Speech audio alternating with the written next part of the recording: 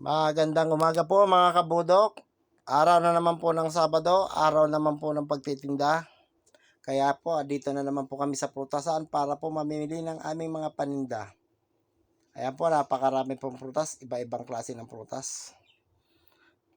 Dito po kami namimili dahil dito po medyo mababa dito. Dito lang po to sa Gaya-Gaya, sa Jose del Monte. Ayan po, may pakwan, mga ubas, mansanas, dito po namin binibili, mga orange, dito po namin niya binibili. Ayan po. Mangga, meron din po mangga. At ayan na nga po, tapos na po kami mamili at nandito po, naikarga na po namin dito sa aming kulong-kulong. At mamimili pa ho kami ng saging dahil wala pa ho kami saging. Tulad po ng dati, pagkatapos namin mamili dito, didiretso po kami sa sagingan. Ayan. Pero hindi ko na po bibidyoan yung aming pagbibili ng saging dahil po kami nagmamadali. Nagmamadali po talaga kami sa araw na to. Ayan po. Ayan na po yung aming pangatlong customer. Pangatlong customer na po yan. Hindi ko na po na-videoan yung una't pangalawa. Talaga pong tanghali na, hindi na po kami nakapag-video pa at kami po ay nagmamadali na. At araw po kasi ng tiyanggingan doon sa aming titindahan. Kaya po kailangan po namin magmadali at maunahan po namin yung tiyangge at para yung mga customer namin ay hindi na makalabas. Yan po. Ang susunod po natin bibidyoan ay doon na lang po sa susunod na customer. Sa pang-apat na customer. Dito po kasi sa lugar na to, madalang po ako makapag-video dahil dito po kadalasan ay nagmamadali po ako. Dahil po kadalasan pagka dumaan po ako dito ay tanghali na. Pagkadating na po namin ng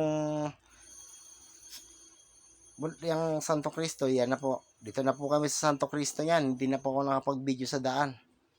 Talaga po ako yung nagmamadali ng pagtitinda. At naman po maihabol ko po yung aming prutas. Marami-rami po ang nabili kong prutas ngayon. Maraming klase ng prutas ang dating ngayon. Iba-ibang klase ng prutas. Ayan, Rasones, Dalandan, Orange. Yan, may melon, suha. Suhan Davao po yan. May pakwan po kami. May saging. Ayan po, may mansanas na malalaki. May papaya. May pipino. Yan. Yan po ang aking mga customer po na yan. Mga talaga regular customer ko na yan. Yan po, ito yung nagtitinda po ako mga hindi nawawala yan. Talagang sila po mga pinag-aatidan ko ng mga prutas. Kaya po ako talagang kailangan magtinda ng 2 beses isang linggo dahil kapag hindi po ako nakakapagtinda, yun na nga po nakakabili sila sa labas. Kaya ho, kailangan ko po talaga suportahan po yung kanilang mga pangangailangan sa prutas. Sayang naman po yung aking kikitain. Ayan, nandito na po ako sa kabilang customer. Yung aming pang-5 customer. Ayan. Yung ibang pong customer talaga, di ko na po na-video na talaga pong medyo matagal na yung ilalagay namin pag ako nag-video pa. Kailangan ko po tulungan si Mrs. dahil pagkalalot nagsasabay-sabay. Yung kadalasan po hindi ko nabibidyoan dyan, yung mga 3, 2 nagsasabay, hindi obrang ako mag-video, kailangan po talaga ako tumulong. Kaya kadalasan po nabibidyoan ko lang po pagka isa customer, yan lang nakukunan ko. Kaya po kadalasan pag napapakita ko sa inyo, ang prutas ko po ay paubos na. Kaya po dahil hindi nga po, marami ho kong nalalampasan at hindi nabibidyoan. Pero pagka ganyan naman ho solo-solo. Pero kung yan ho, nag-iisa yan, maraming binibili yan. Talaga pong yan pag bumili talagang pinakamahina po yung 500. Isang tao lang na yan. Ayan po, nandito na lang po tayo sa kabila. Yung pong pagtakbo ko, hindi ko na po nabibidyoan yan. Hindi ko na po binibidyoan. Talagang po, ang binibidyoan ko na lang po talaga yung aming pagtitinda na lang. At kung papahabain ko po ito, baka po ayaw niya ng panoorin sa sobrang haba. Ayan po. Yan po yung kabalai ko po yan. Yan, mag-ina yan. Customer ko din yan. Regular customer ko din yan. O, dito na po kami ngayon sa aming kinakainan ng almusal. Yung aming kinakainan ng pansit. Walang kamatayang pansit. At kinakainan ng misis ko naman dito ay lugaw. Ayan, habang kami kumakain, mayroon pa rin bumibili. Talaga lang po namin yung mga customer namin dito talagang may hilig sa prutas. Halos minsan ayan po yan, si Ate Seni, shoutout Ate Seni, siya yung nagtitinda ng mga pagkain dito ng almusal. Yan.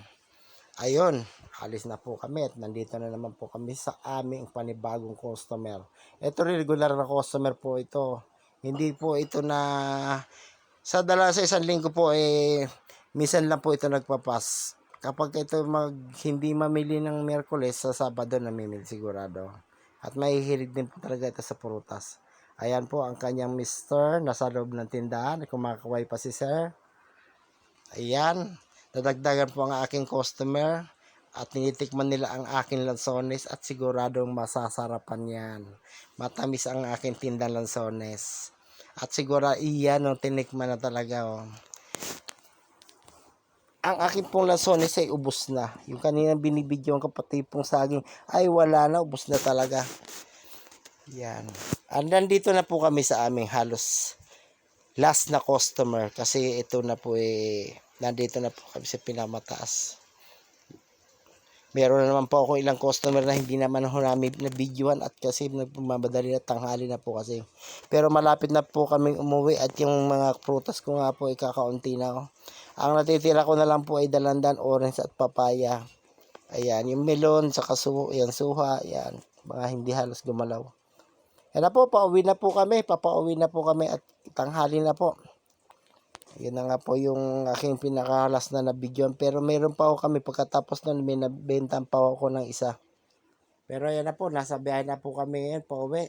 Ayan po lahat ang aking natirang prutas. Yan po naman hindi matitira yan. Pagdating ko sa bahay, pipicturean po yan. At ititinta naman po yan sa online. Yan. Para po maubos at para susunod na pamimili ko o pagtitinda ko, ay bago na naman po yung aming prutas. Ganyan po ang daming ginagawa sa tuwing kami nagtitinda. Ang mga customer ko po ay halos hindi ko lahat sila mabidyoan. Pero kung bibidyoan ko sila, palagay ko ay napakahaba ng aking video. Kailangan po talagang pinaiksi para lang di kayo magsawa ng kapapanood. Yan. Itong aming pag-uwi na to, aming tatakbuhin na ito, medyo mahaba-haba po ito. Nasa 2 kilometro po mahigit ito. Panggaling doon sa pinagtindahan namin. Yan na po.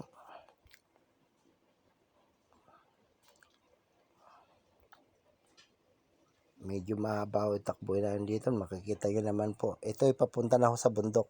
Ang aming lugar po kasi medyo may pagkabundok-bundok na. Pero sa loob po kami na subdivision. Ayan. Pero dito po kami dumadaan talaga papunta ng bundok.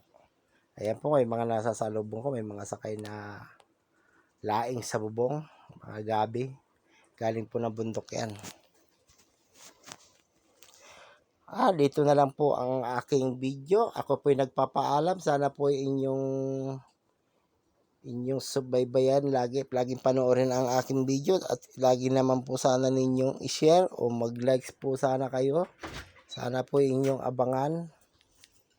Ako po ay nagpapaalam na hanggang dito na lamang po. Maraming salamat po sa nanood.